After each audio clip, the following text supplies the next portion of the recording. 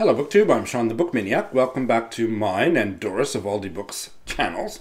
We have been reading and discussing the Faber 90s series of single-bound short stories released this year in commemoration of their 90th anniversary, and this one is Djuna Barnes' the Lydia Steptoe stories. This Lydia Steptoe was a pen name that Djuna Barnes used for some of her earliest published short stories. 3 of them have been collected in this volume. Unlike all of the other ones, this volume contains 3 very short stories. The other ones we've discussed, and I think pretty much the rest of the batch, are 1 story, 1 volume. Djuna Barnes, I have been hearing about since I came out of the closet in 1986. She's a lesbian/bisexual writer. She was born in New York State in 1892, and she died in New York City 90 years later, 1 week after her 90th birthday. She was part of the Bohemian crowd, spent part of the 1920s, I think, including when these stories were written and were published, in Paris, but mostly lived in America, and started out as a journalist. But her childhood is pretty interesting. Her grandma, Djuna Barnes, was a writer, journalist, and women's suffrage activist. Djuna Barnes was born in 1841 and died in 1917, and we need to look at her picture. Her father took a second live-in wife/girlfriend and had children by both Djuna's mother and the new woman. He was a polygamist. So that was the atmosphere in which Djuna Barnes grew up, in a poor household with all kinds of shenanigans and alternative lifestyles, which kind of set the scene for her later life.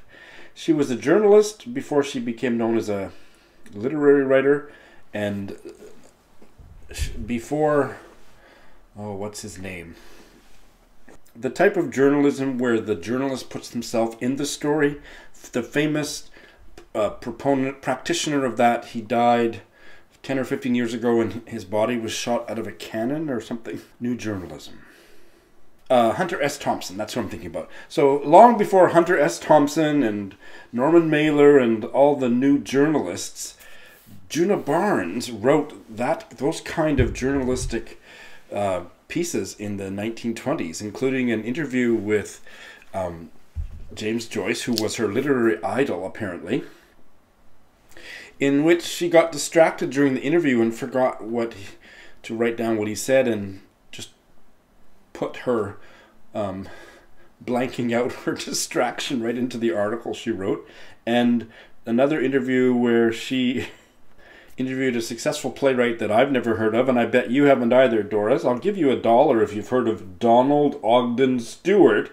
But she was interviewing the successful playwright Donald Ogden Stewart, and at the end of the interview started shouting at him for rolling over and finding himself famous, and then saying that she wouldn't mind dying in envy of his success, or because she thought she was so much better of a writer. I couldn't quite catch the nuance, but all that was in the published interview. So yeah, new journalism, hey? So she was a piece of work. Her most famous novel is Nightwood, and it was published in 1936. And I did the page 112 test. I think it was a totally blind exchange of page 112s last year, and I hated it. I've heard really good things about the novel, but that page 112 was one of the worst that I've read. It was just almost unreadable prose. And then much later I watched Brian of Bookish's review of Nightwood, in which he said the writing style and the quality of the writing really went up and down, and he could hardly make head nor tail. I don't want to put words in his mouth. I haven't watched his review recently, but he talked about what a difficult read and ultimately an unsatisfying read, if I'm remembering correctly.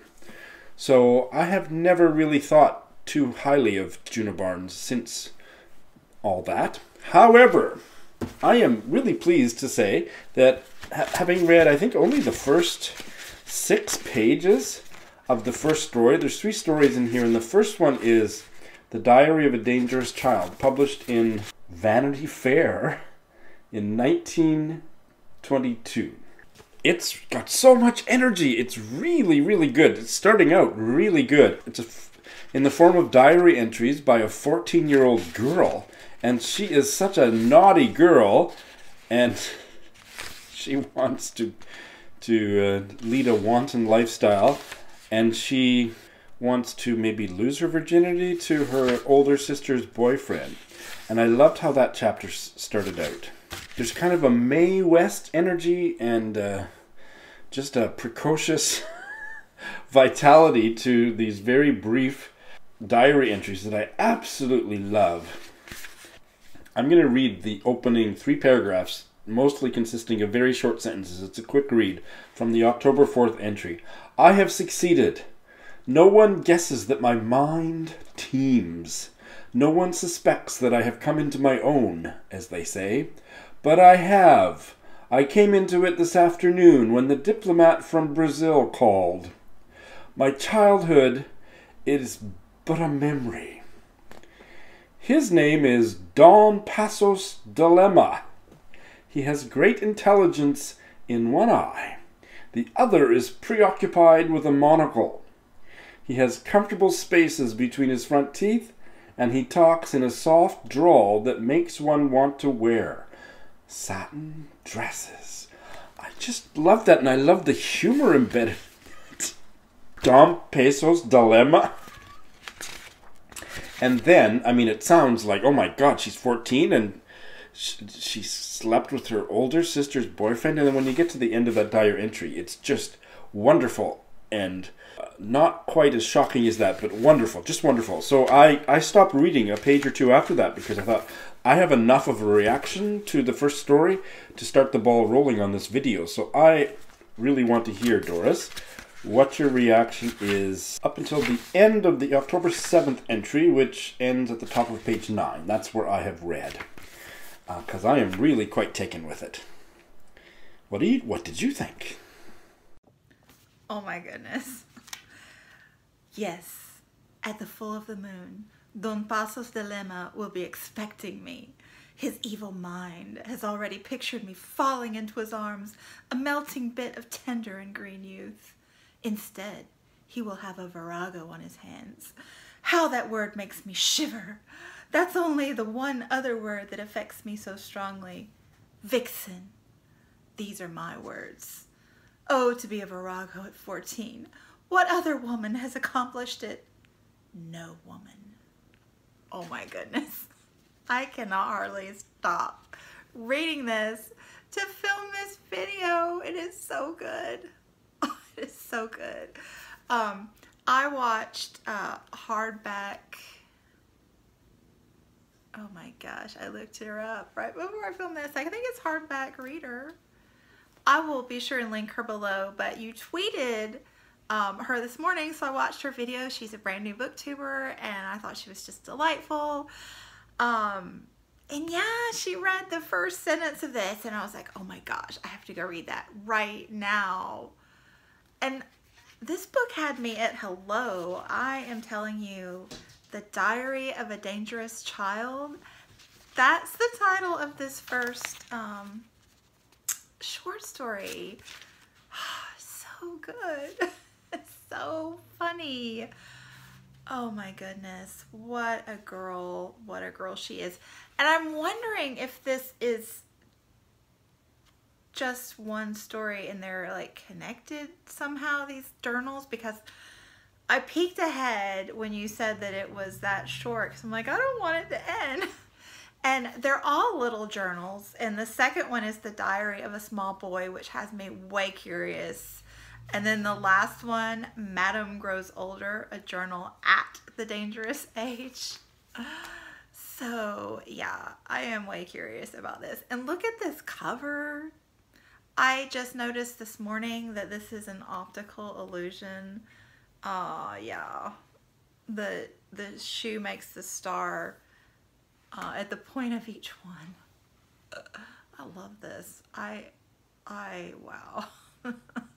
Okay, I'm gonna go finish it now. Hey Doris, well, I share your enthusiasm. I finished it a couple hours ago. 5 stars. Maybe this is my favorite so far. Absolutely loved them. The third story I thought a little bit weaker. The second story, Diary of a Small Boy, I loved even more than the first one, Diary of a Dangerous Child, and I loved the first one, but the small boy, I loved him so much. I'm going to follow suit and read a little bit of a longer passage, because it's just one of the best things I've read in weeks. So he's 14 years old, and he's writing in his diary, and he's talking about some of his family members that seem to live with him, or whatever. One of my most popular feelings, for instance, is Cousin Elda. She is a tall, obnoxious woman in her 20s, with great, coarse, blonde braids. She comes from a far country, England, or one of the Rhine towns, I forget which. And there she leaned out of a window a long time, watching the swift-running water on its way to the sea. Or she said she did. I guess it's true, because she has a water-watching look, and she smiles all funny and interwoven and quiet. She is not the only unnecessary woman around our place. There are my mother's two sisters, Clovine and Cressida. They are insufficient as friends and practically evaporated as relatives. They are little and whispering, and they are always making you nervous by the number of things they put their hands on. I wouldn't mind if they really wanted the things, or if they would only keep hold of them when they have got them. But they never do. They are always dropping them, and they are awfully sure about criminal law and how much punishment men should get.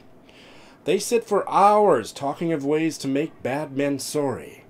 Sometimes I see them from afar off, dropping their knitting and working themselves up. Sometime I'm going to think up a brand new crime and see what they suggest. I think my mother is not very partial to them. She always goes by them without stopping, even when she is talking to them. And if she has much to say, she goes by 3 or 4 times. Well, that's a little long, but I just loved that passage, and I loved the story. I don't think the characters are linked in any way. Did you get a feel for that? Thematically, there is a sense of violence at the end of each story related to passion or romance, but I just thought this was a gem, and I want to read more by her. I still don't think I have the courage to try her Nightwood, but I might want to try it on the basis of how powerful these quirky little stories were. What did you think, Doris? Well, Shawn, I absolutely love this. I thought it was so witty. And that part you read with Cressida, and what was the other one she reminded me of, a bovine, Clovine. when she said that they were insufficient as friends and practically evaporated as relatives. I mean, this was so good. And yes, the third part was a little bit not as good as the other two, but really, no, it was so good. But I totally read this as one story, open to interpretation. Yeah, but I actually read the Dangerous Child and the Small Boy and the Madam Grows Older as being the same person. It totally reminded me of Allie Smith's How to Be Both. I just was looking this up on Goodreads to refresh myself about it a little bit, and saw that you didn't love it, but that's okay. This is my favorite Allie Smith thus far. I've only read 3, but I freaking adored this, with Francesco, who was the Italian Renaissance painter that was born a woman, and then George in the 60s, the teenage girl that has the boy's name, and just how she plays with gender in this book. Totally.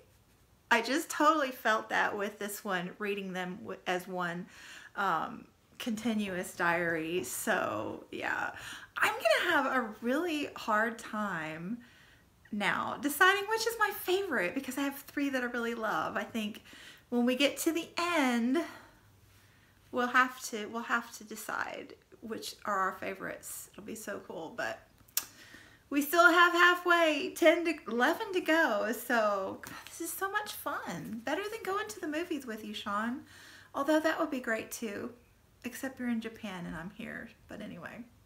Yeah, great book. I had so much fun reading it. On to the next one.